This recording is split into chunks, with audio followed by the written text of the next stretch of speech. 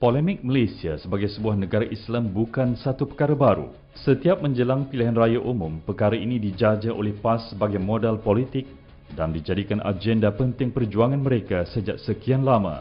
Bagi pakar perlembagaan, Muhammad Nasir Desa, yang juga peguam kanan Persekutuan, kedudukan Islam sebagai agama negara termaktub jelas dalam perlembagaan Persekutuan.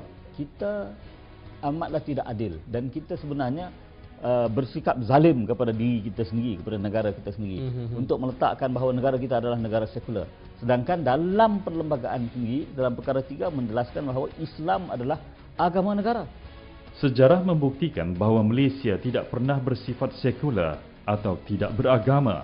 Namun ini disanggah oleh PAS.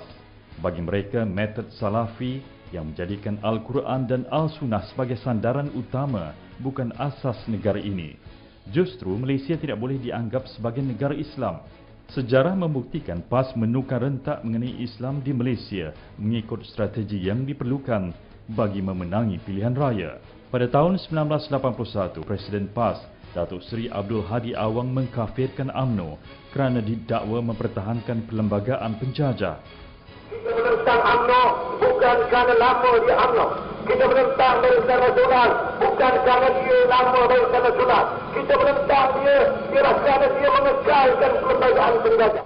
PAS kemudiannya berjihad bahawa mereka akan menubuhkan sebuah negara Islam dan segala usaha murni UMNO memartabatkan Islam dipersendakan. Bekas naib Presiden PAS, Datuk Nakai Ahmad, mengesahkan.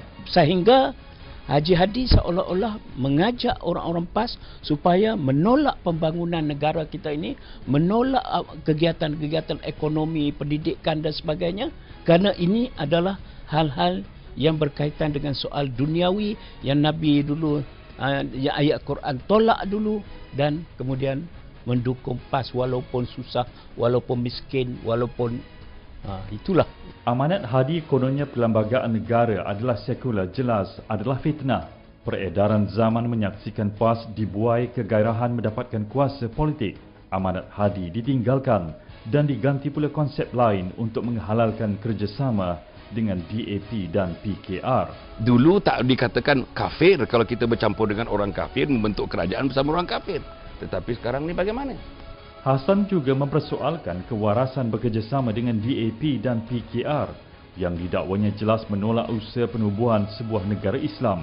Kalau dulu kita mengatakan perlembagaan kita kafir, perlembagaan jahiliah, tapi sekarang ni dalam mereka punya MOU di antara ketiga-tiga pemimpin, mereka angkat ni perlembagaan kita.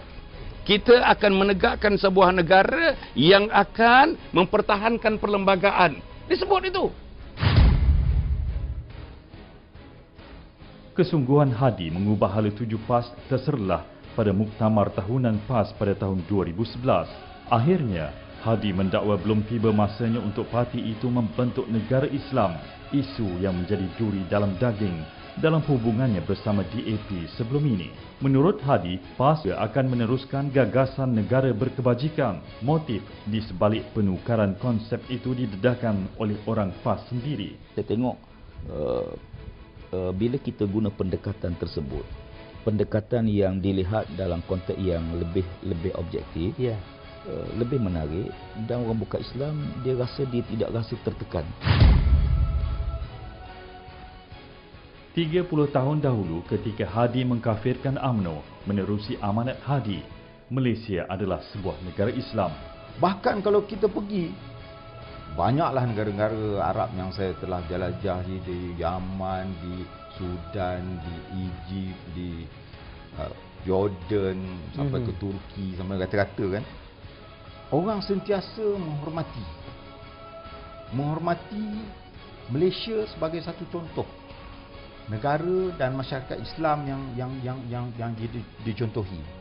Yang menukar slogan dan arah haluan PAS adalah Hadi demi mengejar kuasa politik yang diidamkan bersama dengan PKR dan DAP.